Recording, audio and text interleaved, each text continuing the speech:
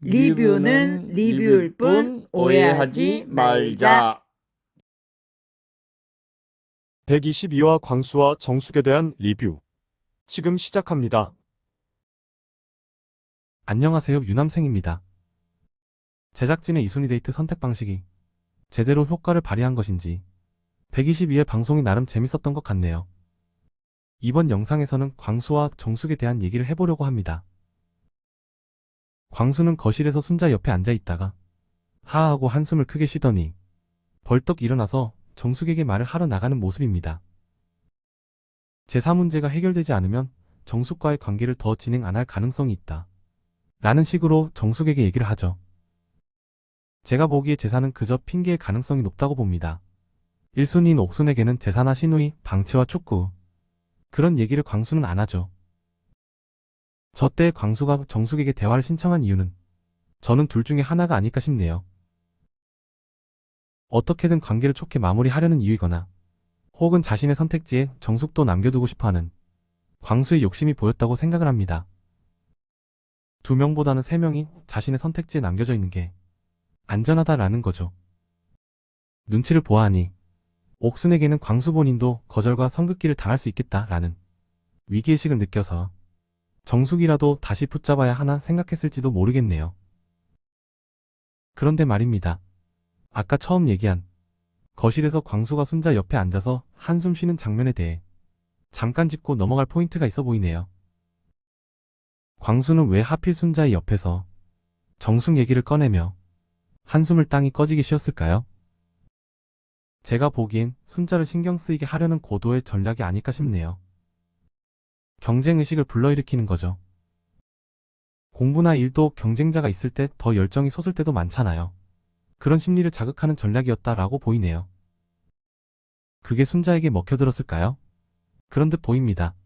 썸네일의 장면에서 확인할 수 있듯이 정숙에게 대화를 신청하러 가는 광수의 뒷모습을 순자가 바라보고 있네요.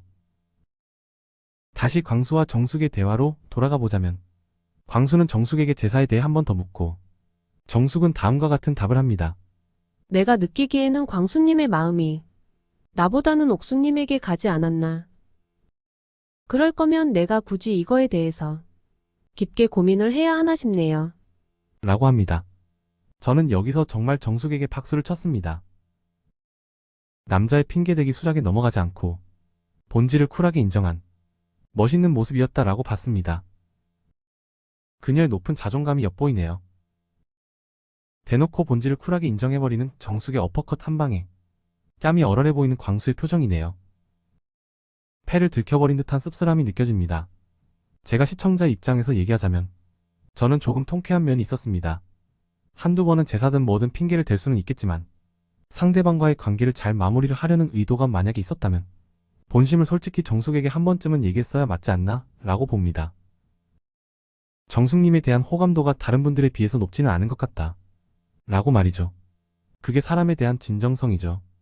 혹은 한번 밀어낸 정숙을 다시 자신의 선택지에 끌어들이려는 욕심으로 다시 제사 얘기를 광수가 꺼낸 거였다면 가치관을 들먹이며 어설프게 밀당하려다가 영원히 밀려나버린 광수의 모습이 오히려 저는 더 통쾌하네요. 그리고 순자가 광수와의 데이트를 끝내고 여자방에 모여서 데이트 뒷얘기를 합니다. 순자와 현숙이 둘이서 얘기를 하는 곳에 정숙이 나중에 합류를 하죠. 정숙이 일부러 광수의 뒷담화를 하려고 나서서 먼저 판을 깐 것도 아니었고 그저 순자와 현숙이 광수 얘기를 하길래 거기에 끼어서 자신도 광수에 대한 얘기를 했을 뿐이죠. 정숙님이 뭔가 큰 잘못을 한 것처럼 몰아가는 여론도 있던데요. 아무리 봐도 정숙님이 잘못한 게 없어요. 개인의 커리어와 종교 때문에 제사를 안 지내겠다라고 하면 그런가 보다 하고 존중해주면 되죠. 제사 안 지내고 종교 믿는 사람끼리 만나면 될 일이지. 굳이 제사 안 지낸다고 이기적인 빌런으로 몰아가는 것은 좀 아니죠. 가치관의 차이를 두고 굳이 옳으니 그르니 평가하려는 자체가 미성숙한 발상이다. 라고 봅니다. 한국인이면 무조건 제사를 다 해야 되나요? 제사를 지내고 안 지내고는 개인의 선택이죠. 그걸 가지고 빌런이니 뭐니 몰아가려는 집단의 시선이 더 문제라고 봅니다. 우리랑 달라? 넌 틀렸어. 라며 자신들은 다름과 틀림조차 구분도 못하면서 상대방을 이기주의자로 몰고 있는 전체주의자일 수도 있는 겁니다.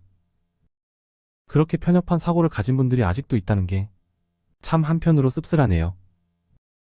그리고 121화에서 정숙이 혼자 고독 정식을 먹고 방 안에서 휴대폰을 보고 있었는데 바깥에서 옥순이 치킨 사왔다고 얘기를 하는 장면도 있었죠. 그 부분에서도 정숙이 무슨 잘못을 했는지 저는 모르겠네요. 혼자 고독 정식 먹은 불편한 마음이 있는데 어떻게 곧바로 고마워요 라는 말이 바로 나옵니까? 정숙이 옥순 앞에서 싫은 티를 낸 것도 아니고 혼자 있는 방에서 좀 씁쓸한 표정을 지을 수도 있죠. 그런 것을 두고 옥순은 상대방을 위해 치킨까지 사왔는데 쟤는 태도가 뭐냐는 식으로 비난을 왜 하는 거죠? 여담이지만 누군가를 판단할 때는 그 사람만 놓고 판단해야지. 옆 사람과 비교하면서 쟤는 저렇게 잘하는데 넌 왜 그 모양이야? 이런 식의 평가가 저는 정말 최악이라고 봅니다. 그게 은근한 가스라이팅이 될 수가 있어요. 게다가 평가당하는 입장에서도 되게 기분 나쁜 게 옆에 사람과 비교되면서 평가질 당하는 거거든요. 엄마 친구의 아들이 공부를 잘하고 전교 1등을 하든 말든 우리 집 아들이랑은 아무 상관이 없는 일인 겁니다. 그런데 그런 걸 가지고 비교하면서 사람을 죄인이나 열등한 취급을 하는 거, 이게 진짜 문제라고 봅니다. 그리고 또 하나, 이런 지적하기에 담긴 심리에 관해 잠깐 말씀을 드리자면 말입니다. 습관적으로 남의 단점을 지적하는 그런 사람들이 직장 생활할 때도 자주 보이죠. 도대체 그들이 어떤 심리 때문에 그러는지 아시나요? 주변 사람을 깎아내림으로써 자신은 좀 더 우월해 보이고 싶은 심리 때문입니다. 그 사람 잘 되라고 하는 얘기야 라고 자신은 좋은 의도인 양 포장을 하지만 결국은 그거죠. 평가질 당하는 사람보다 자신은 좀 더 나은 사람이다 라는 이미지를 얻으려는 꼼수 내지는 눈속임인 거죠. 진심으로 상대방이 잘 되길 바라는 사람은 남들 앞에서 상대방을 험담하며 단점을 지적하고 비난하지 않습니다. 그리고 자기 자신을 돌아볼 줄 아는 사람은 남의 단점을 사람들 앞에서 함부로 지적하지도 않죠. 자신을 돌아보는 능력이 떨어지는 인간들이 누군가의 험담을 해대며 우월감을 느끼려 하는 겁니다. 그리고 상대방이 한 말과 행동의 팩트만 가지고서 얘기를 해야지 맞지. 그런 사람들은 별 타당한 이유도 없이 상대방의 의도를 왜곡하고 비하하고 억지를 써가면서 얘기를 하죠. 그런 사람들을 굳이 나르시시스트니 뭐니 하며 까내릴 필요까진 없겠지만 그들이 입만 열면 지적질하고 까내리는 그런 모습들에 담긴 심리를 보통 사람들은 알 필요가 있다고 봅니다. 저는 그런 사람들을 보면 다음과 같이 생각합니다. 자존감이 되게 낮은 사람이구나. 자신의 무능과 열등감과 낮은 자존감을 감추기 위해 저러는구나 라고 말이죠. 얼핏 겉만 보면 주변 사람들을 평가하고 지적질 해대니까 저 사람은 뭔가 경험이 많고 아는 게 많은가 봐. 혹은 누군가를 지적하고 비난하는 건 그럴 만한 영향력이 있는 사람인가 봐 라고 생각하기가 쉬운데요. 그건 그냥 우리의 착각일 가능성이 높습니다. 사실은 자존감이 되게 낮아서 주변 사람을 지적하고 비난하면서 자신은 상대적으로 우월해 보이고자 하는 못난 심리가 있는 겁니다.